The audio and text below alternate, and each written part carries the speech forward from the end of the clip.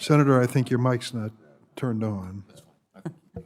One thing I have to say as we listen to, I don't know, going on hour 3, is that the Republicans, once they focus on something, they just stick with it. It is amazing to me that there's all this mischaracterizing of the Attorney General's memo, as well as a letter from the acting, U.S. Attorney of Montana, and his letter is also totally mischaracterized as to what the focus of the Attorney General's letter is. So I would like to submit for the record the acting attorney, U.S. Attorney of Montana's letter. Mr. Chair. Without objection. So as I said, it's pretty, it's kind of amazing, but not unusual that my Republican colleagues will continue to focus on something that the Attorney General has to continue to testify for the last 3 hours or whatever it is, that his letter is being mischaracterized. And they will focus on that until the nth degree. At the same time, what is a real problem is the fact that we have 530 voter suppression bills that have been introduced in 47 states, the vast majority by Republican legislatures, and people's votes are literally being stolen through these voter suppression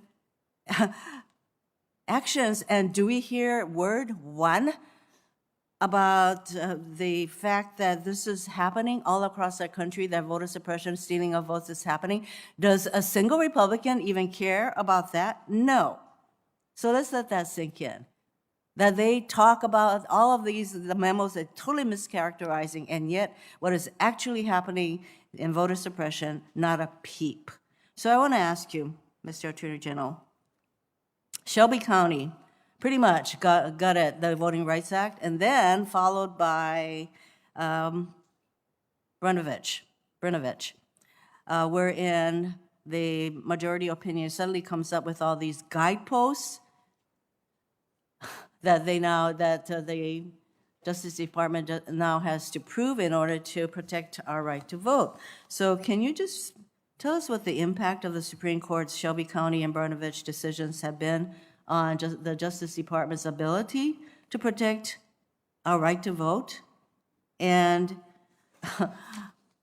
is there something we can do? Are there tools that we can provide through congressional action that will enable you to protect our right to vote? Yes, Senator. The right to vote is a fundamental pillar of American democracy. The Voting Rights Act is one of the greatest statutes that was ever passed.